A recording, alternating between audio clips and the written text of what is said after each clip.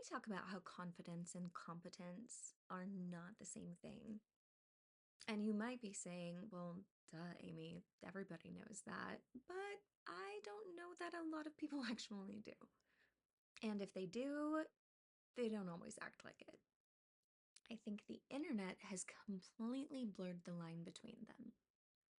Somewhere along the way, being loud started looking like being informed, and certainty started looking like intelligence. And people became more rewarded for sounding right than actually being thoughtful. But the truth is, real wisdom usually sounds different.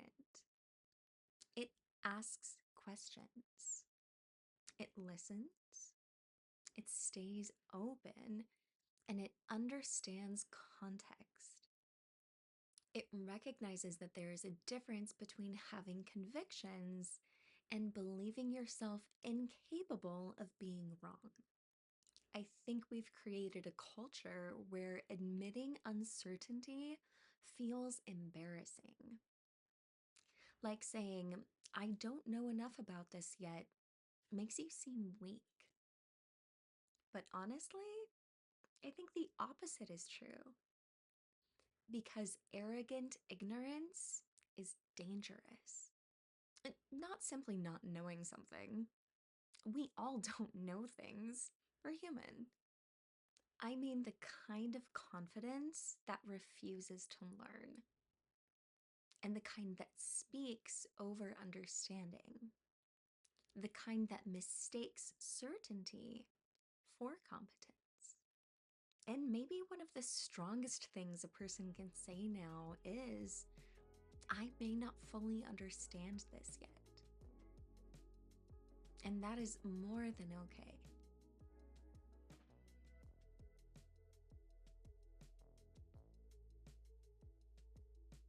Hi, loves. Welcome back to Amy's View Unscripted. I'm Amy, and this is Life in Motion, where we grow with intention, connect with purpose, and rise to meet our potential, moving the world forward by becoming who we're meant to be. And today, I want to talk about certainty. Or honestly, maybe our fear of uncertainty. Because I've noticed something lately. A lot of people don't seem nearly as uncomfortable with being wrong as they do with not immediately knowing where they stand. Like, people feel this pressure to now instantly have a position on everything with immediacy, publicly and confidently. And if they hesitate, if they ask too many questions, if they leave room for complexity, people almost interpret that as weakness somehow. Like thoughtful processing has started looking suspicious. And honestly, like I've been saying, I don't think human beings are built to process the amount of information we're trying to process all day, every day. We are constantly absorbing opinions, headlines, clips, commentary, outrage, think pieces, reaction videos, arguments, hot takes. And we're expected to immediately orient ourselves around all of it in real time. What do you think?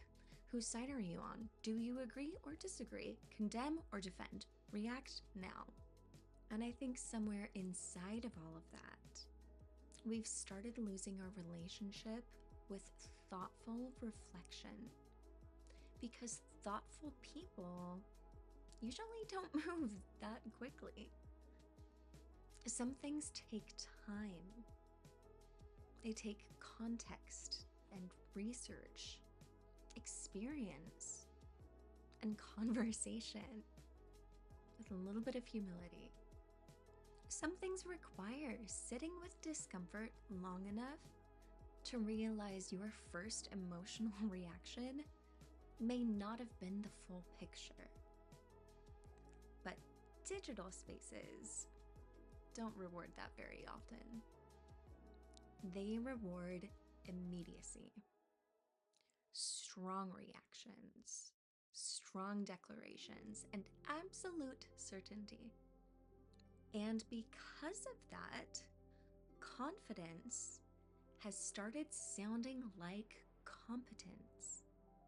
Someone says something loudly enough, confidently enough, definitively enough, and suddenly people start treating it like authority, even when the person may barely understand what it is they're even speaking about. And honestly, I think that's part of why a lot of conversations feel so exhausting. I won't say all, because I have a lot of refreshing conversations a lot of the time. It's part of the beauty of staying curious. But on the other hand, so many people are no longer trying to understand things. They're trying to avoid the discomfort of looking uncertain. And those are not the same thing. There's this strange social pressure now where people feel like they always need to appear informed.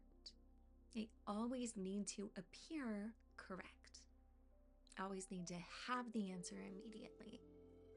And I think that creates an enormous amount of intellectual posturing. People speaking before they've processed and defending positions that they haven't deeply explored. Attaching identity to opinions they formed 20 minutes ago. And once identity gets attached to certainty, changing your mind starts feeling personal. Not intellectual, personal. Like admitting new information suddenly feels like admitting weakness. And I personally think that's such a dangerous way for human beings to relate to learning.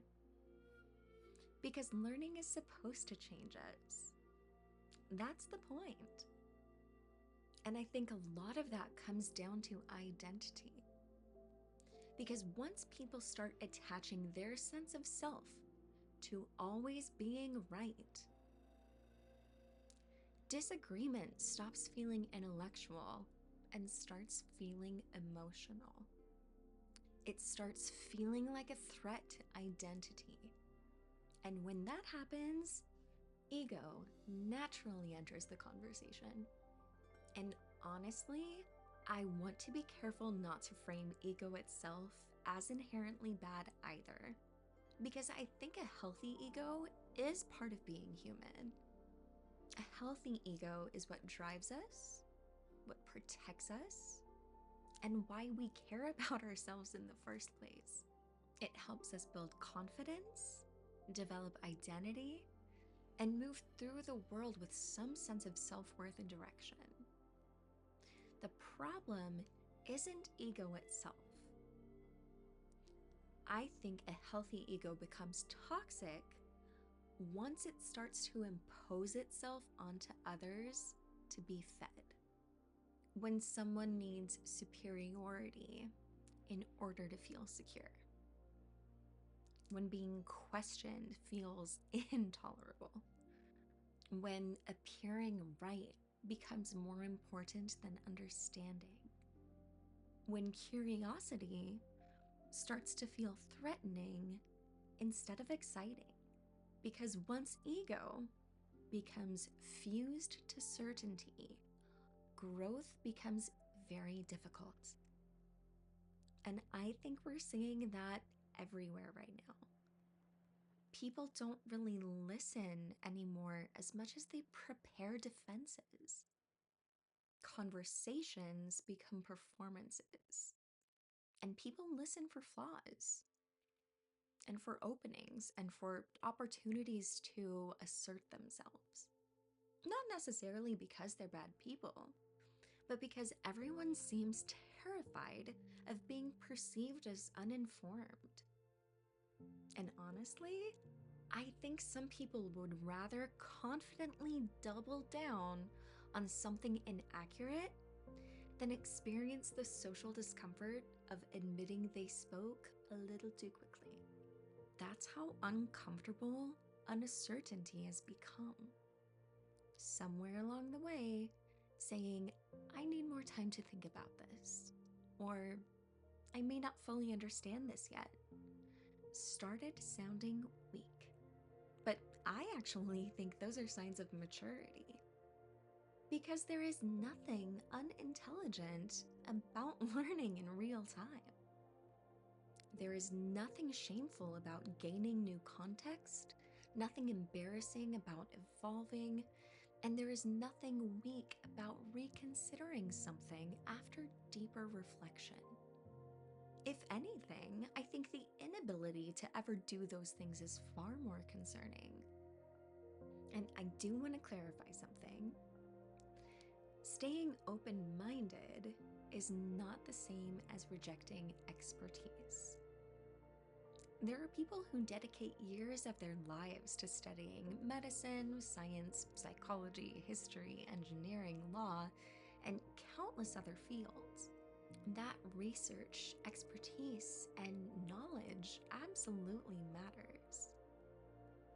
And some ideas genuinely are harmful. And some claims are genuinely inaccurate. Open-mindedness and discernment are not opposites. What I'm talking about is the difference between being informed and becoming so emotionally attached to appearing right that curiosity disappears altogether. I think human beings are supposed to remain teachable. And I think social media especially has started collapsing the natural learning process into a public performance. People are learning, reacting, forming identities, defending opinions, and arguing with strangers all simultaneously, often before they've even had a chance to fully think. And that is a really unnatural way to process information. Because growth usually happens more slowly than that. It happens quietly, privately sometimes, through reflection, through conversation, through experience, through being willing to encounter information that stretches your current understanding instead of immediately defending yourself against it.